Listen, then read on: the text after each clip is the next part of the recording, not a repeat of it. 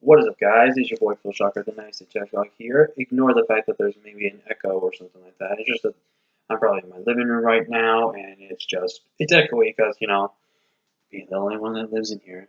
Oh, okay, I'm not gonna sing it.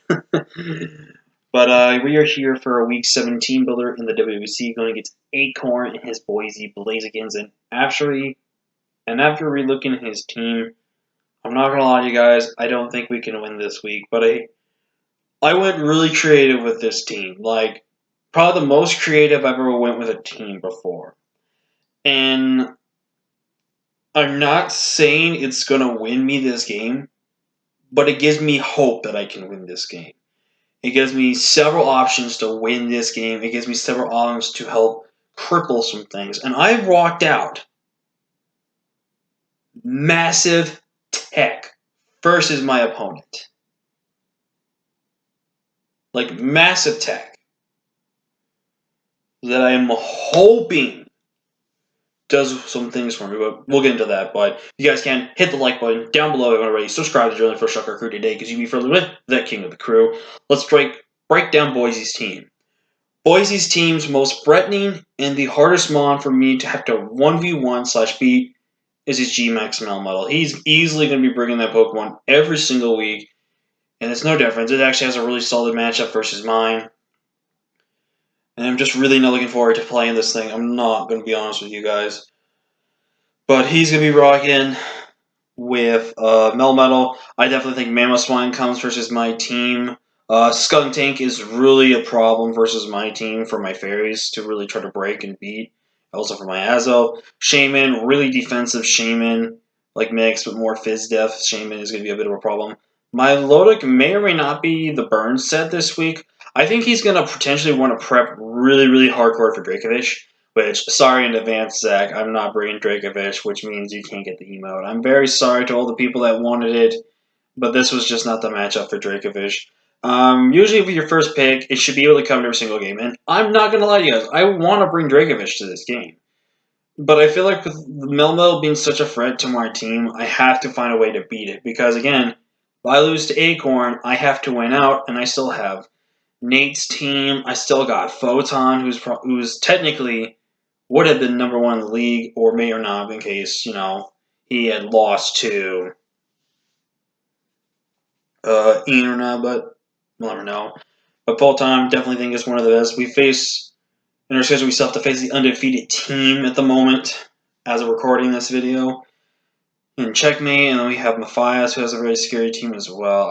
There's only a slim chance we make the playoffs, and I'm not gonna lie, it might be based off of luck and skill. But again, also, Aromatisse, I think, comes because of Trick Room set could be really good. I can't see Latias coming, and for his electric type, I more see Bolton than Vikavolt, and I see, for his fire type option, Moltres more.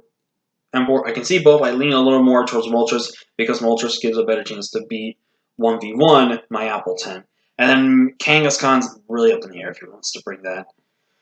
So that's the team I expect him to bring versus me. Let's go ahead and break down the team we are bringing versus him. We're bringing Sub Swords Dance Gladiator here with the leftovers, 56 HP, max attack, and we've got a very, very crazy speed stat here. You may be asking yourself, what are we speed crept here? We are actually outspeeding a no speed invested Shaman. And what we're doing is running Swords Dance Substitute Close Combat plus Poison Jab. He has got no safe switches to closing tabs except for his Fairy types and his Psychic type. But if I can get a sub up and I can get a Swords Dance off at the same time, then I can just click Poison Jab versus his team, which it can resist. But on that, Poison Jab gets rid of its resistance, and then Close Combat basically does so much damage. Even at +2, the G-Max Mamel, it's taken about 60 to 75% from a Close Combat, which is nuts.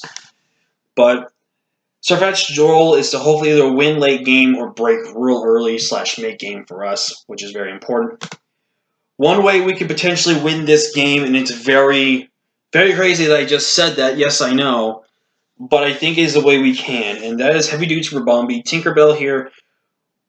We are running an extremely risky set here. In my opinion, it's extremely risky. We're bringing Quiver Dance, Sub, Roost, Mono Attack, Moonblast. Do I understand this set basically cannot beat a physically offensive Emboar and a physically offensive Skuntank if that's the route he goes with, or a physically offensive Bolt. Well, not maybe not Bolton. Bolton's not that threatening, somewhat, but you know what I mean.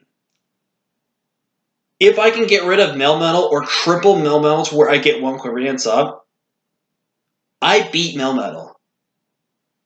And then I can essentially beat the rest of his team. Because what I can simply do is I can Quiver, Sub, Roost, play so many mind games with him, and then Roost up, Moonblast, Roost, Moonblast, Roost, Moonblast. Basically, when this is 1v1 against Milotic, I'm Quiver dancing and setting up with Substitute right in front of its face. And just trying to beat it down that way. We're 156 HP, 60 defense, max special attack, modest nature, 40 speed. We have Spad Crab to outspeed his entire team, pretty much, except for like the Lottie and stuff like that. I decided not to go for the Lottie because of the fact that, again, I don't really see Latios coming. And plus, Latios doesn't do too much to me once I start Quivering Dance. The same thing with Shaman. I didn't bother trying to outspeed Shaman as well. The only thing that was lightly threatening was just the, again, like I said, the Skunk Tank. Ellie is very, very interesting this week. We're running 4 attacks Sheer Force this week with Power Trap, Iron Head, Earthquake, Facade, 140 HP, max attack, Adamant, 32 in defense, 84 in Spadef. And I'm actually thinking of changing this to where we actually outspeed non-speed invested Melmetal, which I think I'll let you do that after this. But Power Up, Iron Head, Earthquake, Facade. This checks this entire team head to toe. Basically, we have a strategy to where we get set up, IG max, I get my weakness Solzy Pop, and this lets me in a way beat Melmetal. How I'll beat Metal, I'm going to show you with the next Pokemon. But basically, once Melmetal is gone, and if I can stay in my G-Max form for one more turn, things like Mamoswine, not a problem versus my team. Milotic, not a problem versus me. There's just, excuse me, some things that are threatening versus my team, but some things are not. And up next, we have the most craziest tech of a set I think I've ever built on a Pokemon before. We're bringing back Ganon this week, 44 HP, 96 defense, max defense, 96 attack, my bad. Max defense, Impish, 116 Spadef. What the heck does this set even do? Well, Spirit Break is really good versus a good amount of his team, so I can lower Spadef's attack and lets me handle that beat 1v1, a Spadef offensive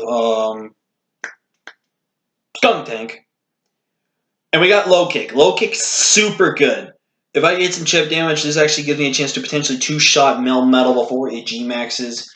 And it's also really good for the Mamoswine. It's also really good for things like maybe like Milotic because of the weight and everything like that. It just gives me an option to really just do so much damage for this team. We've got the Reflect there with the Light Clay so we can actually be able to tank hits. And that's the tech I'm talking about. But we've got the major tech this week. We've got Torment on this set. And what Torment's going to do is either going to have to force him to immediately G-Max his Pokemon to where he has to waste all his 3 turns right off the bat rather than give him an advantage to wait. Or what we do then is he goes Double Arm Bash, we click Torment, he can't lock into Double Arm Bash and he struggles, gives him chip damage, then forces him to either switch or G-Max in front of it, and then we make a play according from there. That is the tech behind Torment this week. And I definitely think this Pokemon's not going to do anything for us, really, except do this step.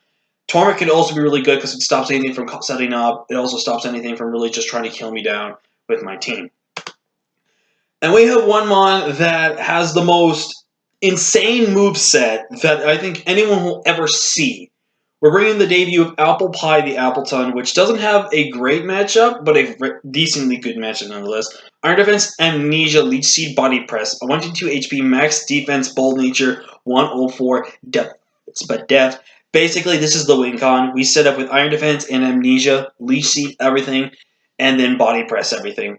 This wins a game by itself. We have to do whatever we can to really weaken down his team or get the right setup options, because if not, we will lose. But this is the main win con for this game, nonetheless. And we're bringing Willpower this week. Nasty Plot, Psychic, Fire Blast, Knockoff. Knockoff's just there for utility's sake. 144 in HP, max special attack, modest nature, 112 speed, and outspeed the Skunk Tank. Once a Nasty Plot comes off, Fire Blast guaranteed knocks out Skunk Tank. Psychic is really good versus the rest of his team, and then Fire Blast kills Melmetal. G-Max will be two-shotted nonetheless. But that's the team, guys. Like I said, I don't know if I can win this game, but I'm going to very well try Might very well hard. Until next time, guys, I'm Phil Shock on the Nice Edge. I'll see you guys later.